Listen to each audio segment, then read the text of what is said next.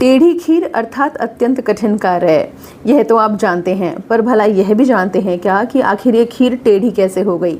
देखिए, कहावतों और बहुत बार मुहावरों के पीछे भी कोई ना कोई लोक कथा होती है। अब यह बात अलग है कि समय के साथ मुहावरे और कहावतें तो बचे रहते हैं, लेकिन ये कथाएं कहीं खो जाती हैं। तो टेढ़ी खीर मुहावरे के पीछे भी एक ऐसी ही लोक कथा है। लोक कथा कुछ इस प्रकार प्रचलित है कि एक बार एक फकीर बाबा थे जो कि दृष्टिबाधित थे, अर्थात देख नहीं सकते थे। उन्हें एक बार एक धनी सेठ ने अपने घर भोजन पर बुलाया। भोजन के बाद अमीर सेठ जो थे उन्होंने फ़कीर बाबा से पूछा कि क्या आप खीर लेंगे।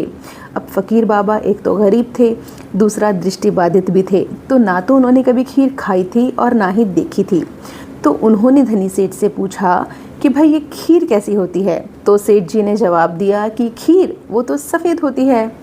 इस पर फ़कीर बाबा ने कहा कि सफ़ेद वो कैसा होता है। दृष्टिबाधित थे, सफ़ेद रंग भी नहीं पहचानते थे। इस पर सेठ जी ने कहा सफ़ेद वो तो कैसे बताऊँ, हाँ हंस जैसा होता है। बात फिर वहीं के वहीं आ गई। फ़कीर बाबा हंस को भी भला कैसे पहचानते। तो उन्होंने कहा कि अच्छा फिर ये हंस कैसा होता है।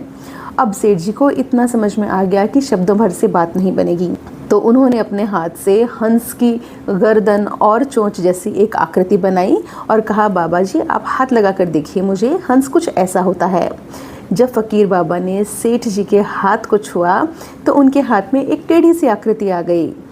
तो वो तुरंत बोल पड़े कि ये हंस होता है, ये तो बड़ा टेढ़ा है, खीर ऐसी टेढ़ी होती है, फिर तो यह मेरे गले में ही अटक जाएगी। ना बाबा ना, मैं खीर नहीं खाऊंगा। तो फ़कीर बाबा ने तो शायद खीर नहीं खाई, लेकिन वहाँ से इस मुहावरे का जन्म हो गया।